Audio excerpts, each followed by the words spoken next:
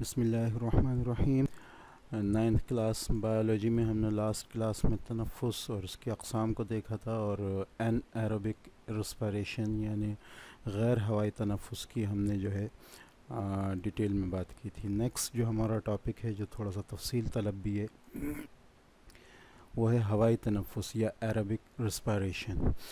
ٹھیک ہے، تو ایروبک ریسپائریشن یا ہوائی تنفس وہ ریسپائریشن ہے کہ پہلی بات یہ ہے کہ یہ آکسیجن کی موجودگی میں ہوتی ہے۔ جو ریسپائریشن یا جو تنفس آکسیجن کی موجودگی میں ہو وہ ایروبک ریسپائریشن یا ہوائی تنفس کہلاتا ہے۔ ٹھیک ہے، دوسرا یہ کہ اس کے اندر جو ہے کاربوہائیڈریٹس کا کمپلیٹ بریک ڈاؤن ہوتا ہے۔ ہم نے پچھلے کہنا چاہیے کہ غیر ہوائی تنفس یا این ایروبک ریسپائریشن میں دیکھا تھا کہ کاربوہائیڈریٹس کے جو مالیکیول تھے وہ مکمل طور پر نہیں ٹوٹتے تھے، تو اس ریسپائریشن کے اندر جو ہے کاربوہائیڈریٹ کے جو مالیکیولز ہیں وہ مکمل طور پر کہنا چاہیے کہ وہ ٹوٹ جاتے ہیں۔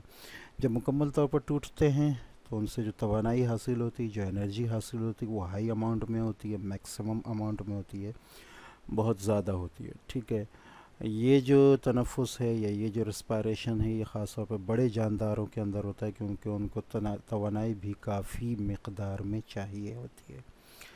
ٹھیک ہے، اچھا، گلوکوز کا جو مالیکیول ہے جب وہ ٹوٹتا ہے تو اس سے 2827 کلو جول جو ہے وہ اے ٹی پی جو ہے وہ ملتی ہے، توانائی جو ہے وہ ملتی ہے، یا اگر اے ٹی پی کہیں ہم تو 36 اے ٹی پی جو ہے مالیکیول ہمیں ملتا ہے گلوکوز کے مالیکیول کے بدلے میں۔ ٹھیک ہے، یہ توانائی ملتی ہے۔ ٹھیک ہے، کہ جو بک ہے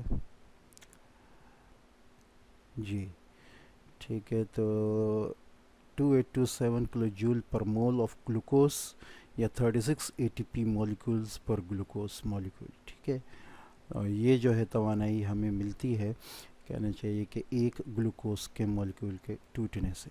ٹھیک ہے، آگے انہوں نے اس کی جو ہے وہ ایکویشن دی ہے۔ ٹھیک ہے، یہ کاربوہائیڈریٹ کا مالیکول ہے جو گلوکوز ہے، یہ آکسیجن ہے، آکسیجن کے 6 مالیکول کہنا چاہیے یوز ہوتے ہیں کاربوہائیڈریٹ کے ایک مالیکول کو توڑنے کے لیے، اور اس سے آخر میں جو 36 اے ٹی پی ہمیں توانائی جو ہے وہ حاصل ہوتی ہے۔ ٹھیک ہے، اچھا، اس میں اینڈ پروڈکٹ جو ہمارے پاس آتا ہے وہ کاربوہائیڈریٹس آتا ہے اور کہنا چاہیے پانی آتا ہے، اس کے علاوہ توانائی جو ہے وہ ہمیں حاصل ہوتی ہے۔ ٹھیک ہے، اچھا، ہوائی تنفس کا طریقہ کار کیا ہے، میکینزم کیا ہے، اس میں کیا کیا اسٹیپ آتے ہیں، تو یہ آسانی کے طور پر اگر ہم سمجھیں تو ان میں 3 فیز آتے ہیں۔ پہلا فیز ہے گلائکولائسس، اچھا، دوسرا فیز ہے کریبز یا اس کو سٹرک سائیکل بھی کہتے ہیں۔ ٹھیک ہے، اور تیسرا ہے ہمارے پاس الیکٹران کی ترسیلی زنجیر جس کو الیکٹران ٹرانسپورٹ چین کہا جاتا ہے۔ ٹھیک ہے، تو اگر گلائکولائسس کی بات کریں تو اس میں سب سے پہلے جو ہے وہ گلوکوز کا جو مالیکیول ہے اس کا بریک ڈاؤن ہوتا ہے۔ ٹھیک ہے، اور گلوکوز کا جو مالیکیول ہے ہمیں پتہ ہے کہ گلوکوز کا مالیکیول جو ہے وہ کاربن کو جو ہے وہ 6 کاربن لیے ہوتا ہے یہ۔ ٹھیک ہے، یہ کاربن آ رہے ہیں۔ ٹھیک ہے، تو یہ 6 کاربن جو ہیں یہ بیچ سے یوں کہیں کہ بیچ سے ٹوٹ جاتے ہیں۔ جب بیچ سے ٹوٹتے ہیں تو ہمیں پائروک ایسڈ ملتا ہے۔ پائروک ایسڈ جب ملتا ہے تو جب ہم یہاں سے آپ دیکھیں گے کہ یہ بیچ سے ٹوٹ گیا ہے تو یہ ایک 3 کے ساتھ ایک مالیکیول ہو جائے گا پائروک ایسڈ کا، اور 3 کے ساتھ دوسرا مالیکیول ہو جائے گا پائروک ایسڈ کا۔ تو گویا کہ ہمیں یہاں پہ 2 پائروک ایسڈ کے جو ہیں وہ مالیکیول یہاں پہ ملتے ہیں گلوکوز کے ٹوٹنے سے۔ ٹھیک ہے، تو یہ 3 کاربن والا ہے، 3 کاربن والے 2 مالیکیول ہمیں مل جاتے ہیں پائروک ایسڈ کے۔ ٹھیک ہے، اچھا، یہ جو ہے یہ پروسیس جو ہے یہ سائٹوپلازم کے اندر ہوتا ہے۔ یہ مائٹوکونڈریا کی تصویر آ رہی ہے، مائٹوکونڈریا سائٹوپلازم کے اندر ہوتا ہے، ہم اس کو تفصیل سے پڑھ چکے ہیں۔ تو یہ گلوکوز جو ہے یہ باہر کے حصے میں ٹوٹ رہا ہے سائٹوپلازم میں۔ سائٹوپلازم کا خاص حصہ ہے جو سائٹوسول کہلاتا ہے، یہ اس کے اندر جو ہے ٹوٹتا ہے۔ ٹھیک ہے، اچھا، یہ جو پروسیس ہو رہا ہے یہاں، جو یہ پروسیس ہو رہا ہے یہ اندر، یہ یاد رکھیں یہ پروسیس جو ہے گو کہ یہ ایروبک ریسپائریشن کا حصہ ہے، لیکن یہاں جو ہے آکسیجن یوز نہیں ہوتی، یہ جو ہے یہ این ایروبک ریسپائریشن یہاں پر استعمال ہوتی ہے۔ ٹھیک ہے. تو یہاں پر یہ جب یہ ٹوٹتا ہے تو 2 ATP ہمیں جو ہے انرجی بھی یہاں پر ملتی ہے. اب اس کے بعد یہ جو پائروک کا جو ترشہ ہے یا پائروک کا جو ہمارے پاس مولیکیول ہے ایسڈ ہے یہ مائٹوکونڈریا میں جائے گا. ٹھیک ہے. اچھا یہ بھی یاد رکھیں کہ یہ جو پروسیس ہے یہ اینروبک ریسپائریشن کا یہ تمام چھوٹے بڑے تمام جانداروں کے اندر ہوتا ہے. ٹھیک ہے. گلوکوز کا مولیکیول ٹوٹا, ہمیں 2 پائروک ایسڈ کے 2 مولیکیول ملے. اب یہ پائروک ایسڈ جو ہے یہ مختلف, یہ پورا ایک سائیکل ہوتا ہے, یہاں اس کی تفصیل نہیں ہے.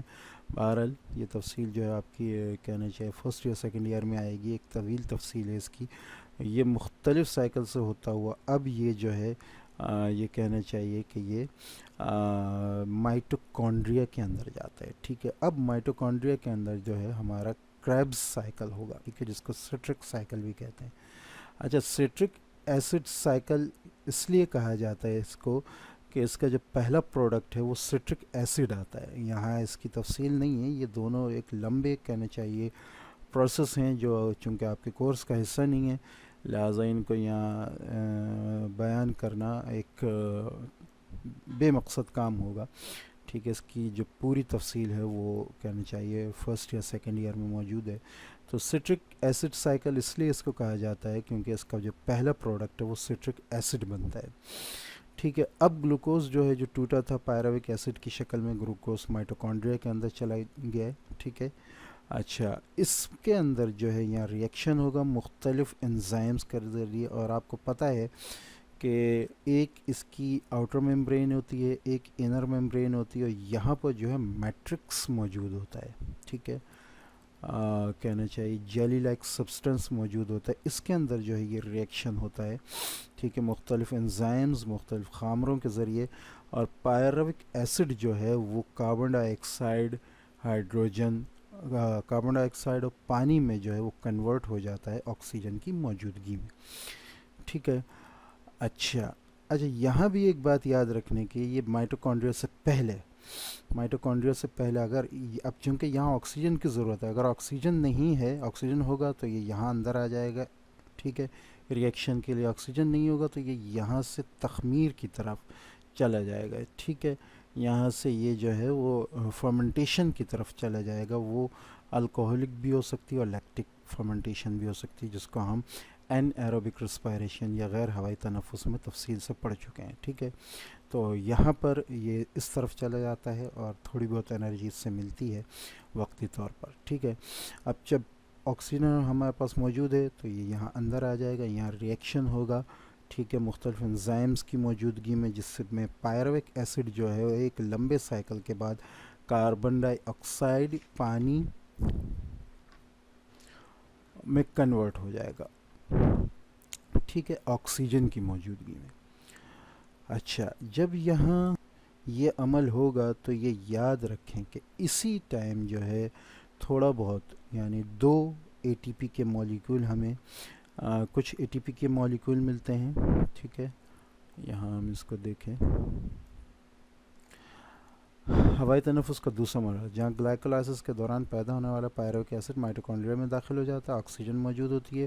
خلوی تنفس آکسیجن کو پائروک ترشے کو مکمل طور پر CO2 پانی کو چکر دار انداز میں توڑنے میں استعمال ہوتی ہے. کریب چکر کے دوران کچھ ATP پیدا ہوتی ہے. ٹھیک ہے. یہاں کچھ ATP پیدا ہوئی, یہ 2 ATP نظر آ رہی ہے آپ کو. ٹھیک ہے.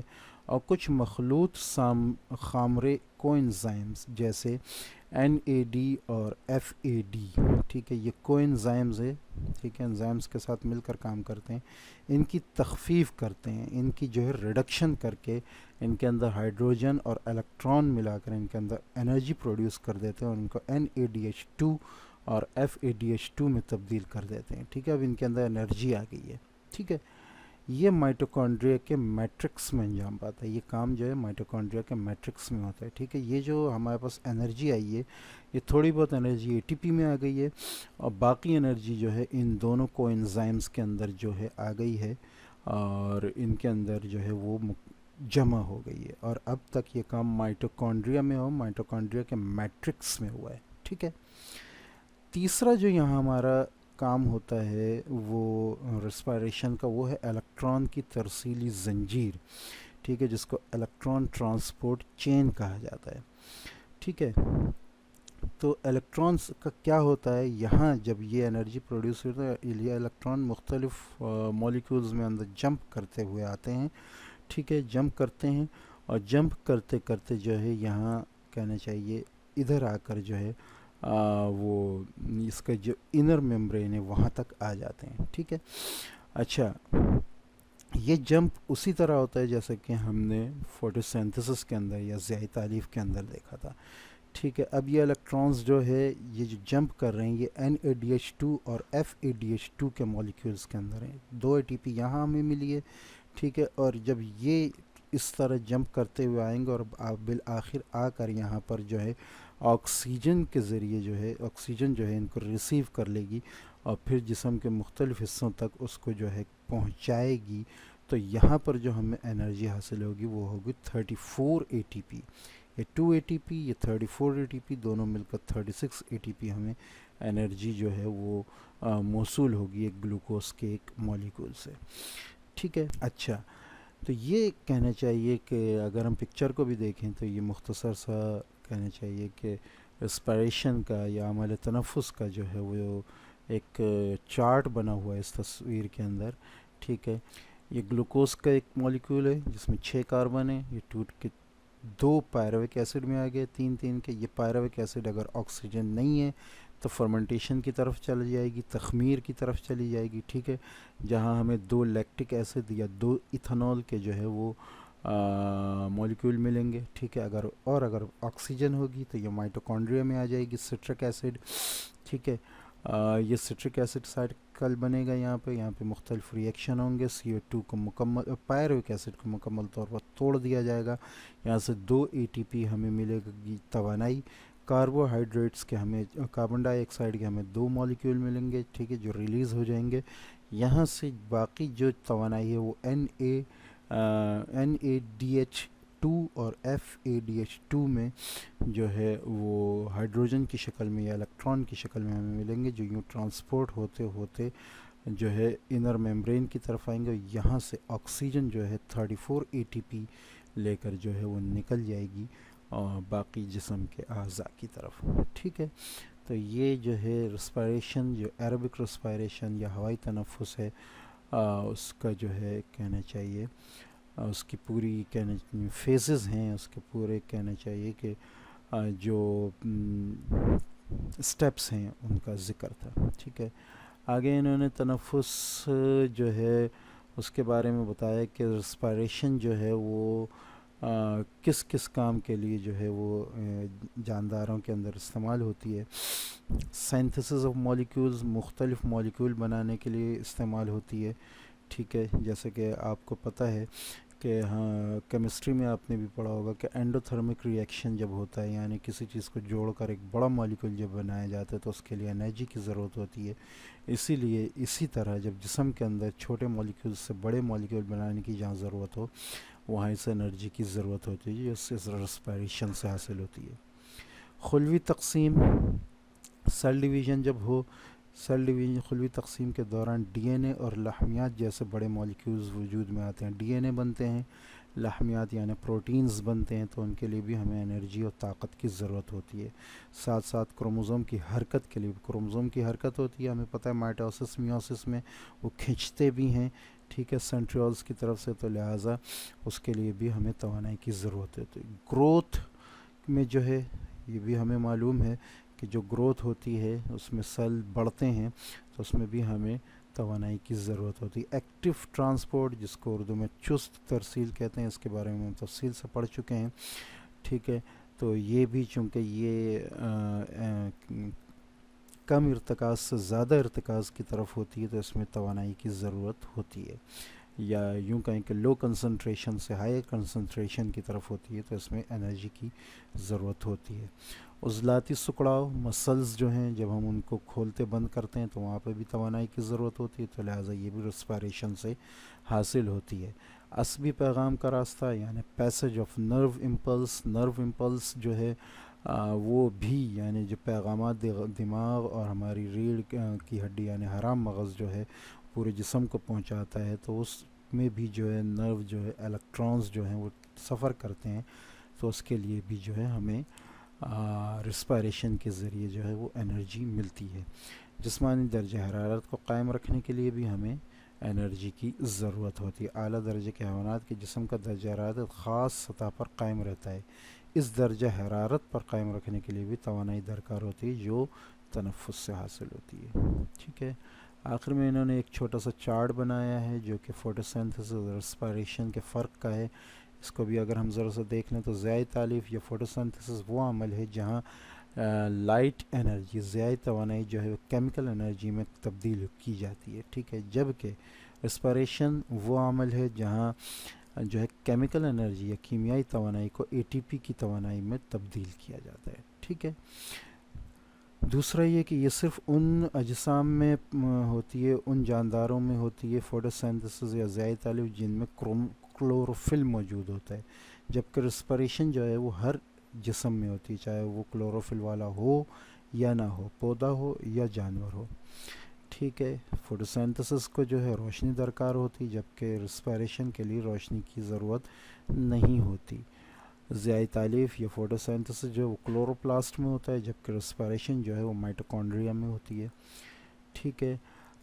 فوٹوسینتھسس کے جو ریئیکٹنٹ ہیں یعنی جو پہلا ہمارے پاس جو چیز کام کر رہی ہوتی ہے اور بعد میں پروڈکٹ بناتی ہے وہ کاربن ڈائی آکسائڈ اور پانی ہے، جبکہ اس میں ریئیکٹنٹ جو ہیں کہنا چاہیے عمل تنفس میں عمل یعنی کہنا چاہیے کہ ریئیکشن سے پہلے جو ہمارے پاس جو چیز موجود ہوتی ہے وہ کاربوہائیڈریٹ اور آکسیجن ہوتا ہے، بعد میں آنے والی چیز فوٹوسینتھسس میں گلوکوز اور آکسیجن ہوتی ہے، اور عمل تنفس میں کاربن ڈائی آکسائڈ اور پانی ہوتا ہے۔ تو یہاں جو ہے یہ جو اس کا ریئیکٹنٹ ہے وہ اس کا پروڈکٹ ہے، اور جس کا ریئیکٹنٹ ہے وہ اس کا پروڈکٹ ہے، یہ یاد رکھنے کی بات ہے۔